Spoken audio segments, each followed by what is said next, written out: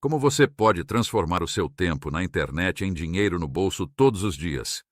Clique no link que está na descrição ou no primeiro comentário e descubra antes que esta oportunidade saia do ar.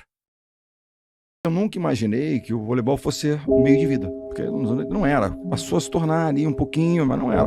Eu também não tinha esse talento para ser um super profissional e viver daquilo. O vôlei voltou à minha vida meio que por acaso. Com a minha economia, fui estagiário de banco de investimentos, a minha vida era por aí. Um grande professor um dia me disse, o André Lara Rezende, um dos pais do Plano Real, Sim. Meu professor na PUC, ele falou assim, você realmente quer trabalhar aqui em investimentos, economia, ou você quer trabalhar com vôlei? E aquilo foi assim, onde é que está a minha paixão? Eu estava abandonando um pouco aquilo em função de uma segurança, de uma coisa que eu também gostava, mas não era uma paixão, eu gostava.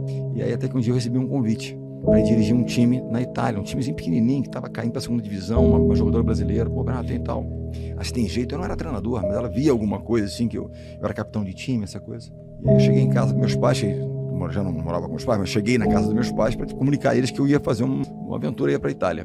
E a minha mãe, como toda mãe zelosa, ficou desesperada. Cara, vai largar o banco, vai para a Itália, esse doido, vai largar a carreira, etc e tal. Eu falei, bom, tá louco e tal.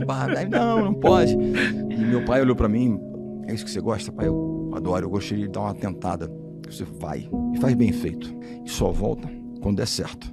Eu tinha 29 anos quando eu larguei aqui e fui para a Itália. Um timezinho desse tamaninho, realmente desse tamaninho. O salário era ruim, o time era o último colocado da classificação e a nossa intenção era... E estava na metade do campeonato, o treinador tinha sido mandado embora, era não cair para a segunda divisão. E eu fui. Qual você acha que foi o seu maior desafio de sair de jogador para treinador? Porque a gente fala muito de vendas, né? Fala muito, tem aquela coisa do cara saber vender, mas às vezes o cara começa a liderar um time e ele começa a se embananar. Imagina o seguinte, imagina uma confederação de um esporte como uma empresa. Então tem lá o CEO que fala, não, eu vou promover esse jogador a treinador, eu vou promover esse grande vendedor a gerente de vendas. E às vezes ele é péssimo líder de pessoas, é um grande vendedor, você perde um vendedor e não tem um líder, então você tudo errado. Isso acontece demais nas empresas, né? E eventualmente a gente imagina que o grande jogador será um grande treinador. São habilidades distintas, né? E vou dizer, a tendência não é que um grande jogador não possa ser, por favor, mas a tendência é que não é que seja um grande jogador, sabe por quê? Aquele jogador que não foi tão excepcional, ele tem a clara noção de que para conseguir aquilo é muito trabalho, dedicação, depende dos outros, etc, etc, etc. O grande jogador, às vezes, naquela ilusão, ele é tão talentoso que a coisa é mais natural. Eu, por exemplo, nunca cheguei num treino, faz assim, não. Botava alguém para demonstrar e tal, porque não sou eu que vou demonstrar, porque eu não sou tão bom quanto aqueles que estão na seleção, mesmo que eu era um jogador ok. Então, entendeu? Quer dizer, aquilo que o jogador, um bom jogador, mas não excepcional, vive, é um processo diferente daquele que é quase que natural. Quase que as coisas vêm e não vêm naturalmente, é tudo um processo. E a outra questão, e eu vejo isso aí já mais como um C-level no sentido de escolher capitães, que são líderes na quadra, um gerente aqui, eu sou o coordenador aqui, o gerente dentro da quadra, o gestor aqui do time, não é o melhor jogador, é aquele cara que se ocupa dos outros. Ele olha muito mais pro lado do que pro próprio performance. Quando ele olha, por exemplo, meu filho hoje é o capitão, o Bruno é o capitão da seleção. Quando a gente fala sobre estatísticas, ele sempre olha a estatística do time. A última que ele olha é a própria. Você tem os números individuais e do time, os parâmetros do time. Então ele olha como é que foi o ataque geral, não o ataque individual, como é que o time rendeu como tal. É a primeira preocupação dele, né? E assim, ele tem realmente desenvolveu essa capacidade. Se falar um líder nato, essa é uma das questões. Nasce líder ou se prepara? E aí? Eu acho que sim, não tem uma resposta. Esse treinador que eu falei que era o Bené, ele me viu alguma coisa em mim, porque ele botou como capitão quando eu tinha 13 anos, capitão de um time. Você vai fazer a relação, você vai tal. Então já começou a me dar atribuições, tinha uma questão de responsabilidade, que liderança tem a ver com isso, responsabilidade pelas coisas. Ele começou a me dotar de ferramentas, olha, com você. E minha missão, uma vez eu tinha 14, 15 anos, fui convidado pelo técnico do time adulto daquele clube a participar, e o ego falou mais alto. Poxa, eu vou lá no time adulto, imagina que tô craque lá no adulto. Naquele final de semana eu deixei o meu time de 15 anos na mão. Quando eu cheguei na segunda-feira, você não é mais o capitão do meu time, você deixou o seu time para ir lá. Nunca mais esqueci daquilo. Tinha 14 anos, tô falando de 50, 40 anos atrás. Nunca mais esqueci daquilo. Foi uma lição assim, sem dizer nada, foi um tapa, um soco na boca do meu estômago. Falei, cara, como eu errei. Então essa coisa do ego ficou na minha cabeça, como é que era aí, como é que eu fui ali mordido, que era natural, um garoto, né, imagina. Sim. É como eu tinha pra fazer. E eu deixei meu time naquele final de semana. Pra você, quais são os pilares fundamentais? Porque quem tá ouvindo a gente, por mais que tenha negócio ou não, lidera uma equipe de vendas, ou a tua família é um time, pô. Tem uma coisa que é assim, não. Mas claro que você tem que ter vamos fazer um recrutamento para montar um time. Tem aqui as nossas torcedoras aqui na arquibancada. Sim. Bom, elas passaram, um nível técnico, o hard skill, ok, elas estão todas boas naquilo que elas, né, que nós precisamos para o nosso time, para a nossa empresa, para o nosso time de vôlei. Elas têm qualidades técnicas. Legal. Qual é o primeiro elemento que a gente olha? Primeiro, vontade.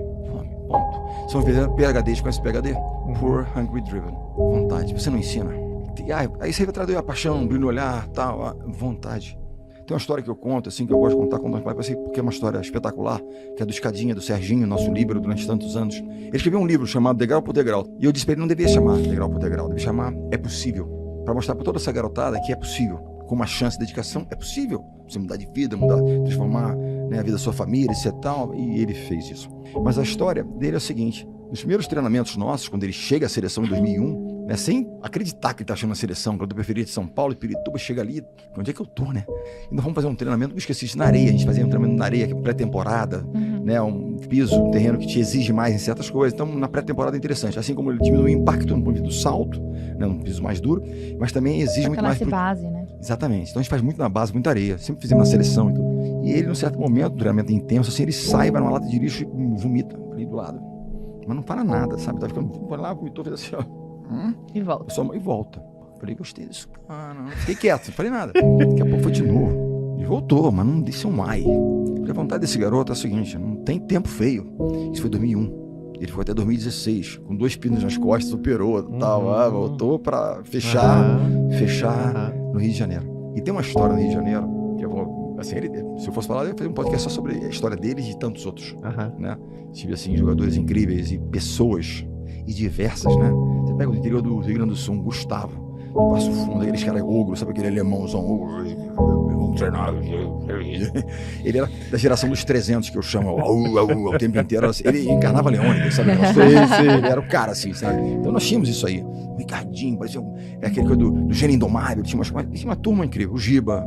Porra, então é uma diversidade, se lidar com essa história toda, tentar controlar, fazer e montar um time. Eles entenderam que a questão ali era assim, nós vamos lutar um pelos outros. Se fosse assistir um treino nosso, Caio, você dizia, esse cara não vão achar lugar nenhum. Era uma brigaria. Por quê? Eles confiavam tanto nos outros, eu digo sempre isso. Havia um espaço para cobrança. Um cobrava do outro, assim, ao limite, Márcio. Jovens que chegavam eram testados.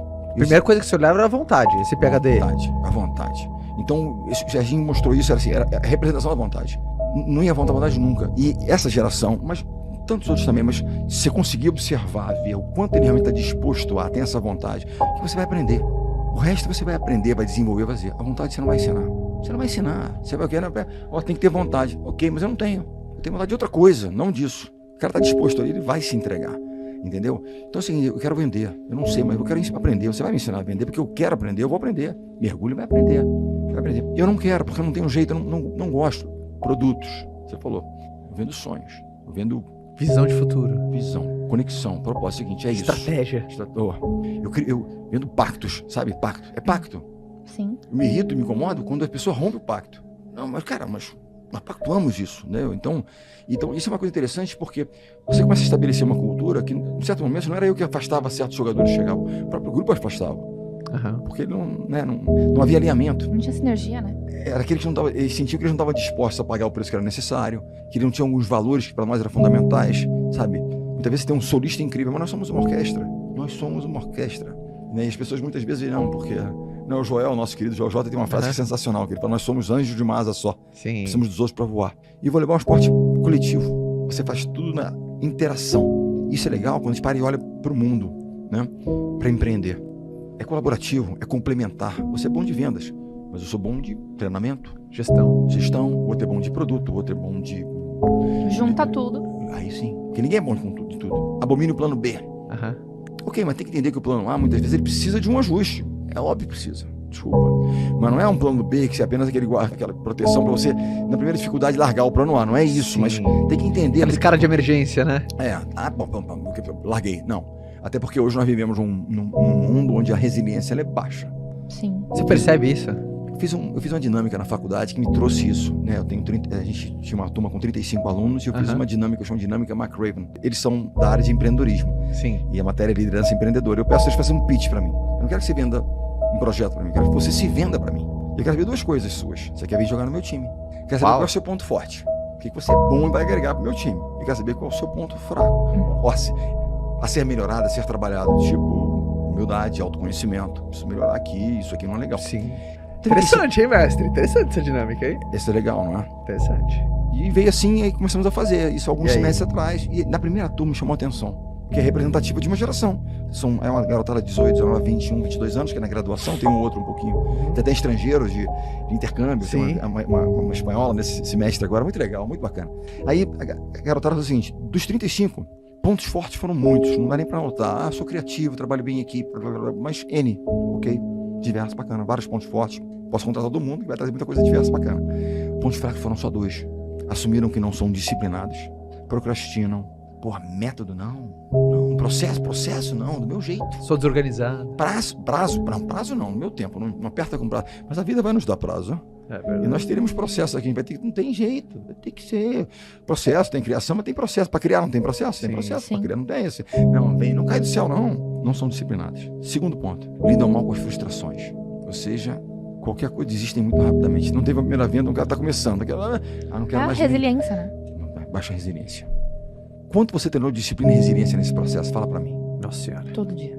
Todo dia. Quanto o esporte traz disso, viver no esporte? Sim. Você erra, você aperta, você é cortado, você não vai. Resiliência, você volta. Se não tiver um mínimo de disciplina, um mínimo que seja pra praticar um patamar que seja, não precisa ser olímpico nem nada. Disciplina. Eu tava falando, hoje eu acordei às 4. Eu tinha que pedalar antes, sair de Via de São Paulo para as Campinas e Tupa, para estar em São Paulo. E eu fui ter uma ótima aqui na varanda, eu fui lá pedalar, 4 lá, 4 não dava lá. Mas se eu não fizesse, e aquela história não é motivação, é disciplina. Que às 4 da manhã é escuro, friozinho, meio chovendo, não, vou ficar na cama mais uma horinha, né? E como é difícil você incorporar os bons hábitos, porque eles são acumulativos, eles levam um tempo, né? E a consistência é a grande questão. É como você reage.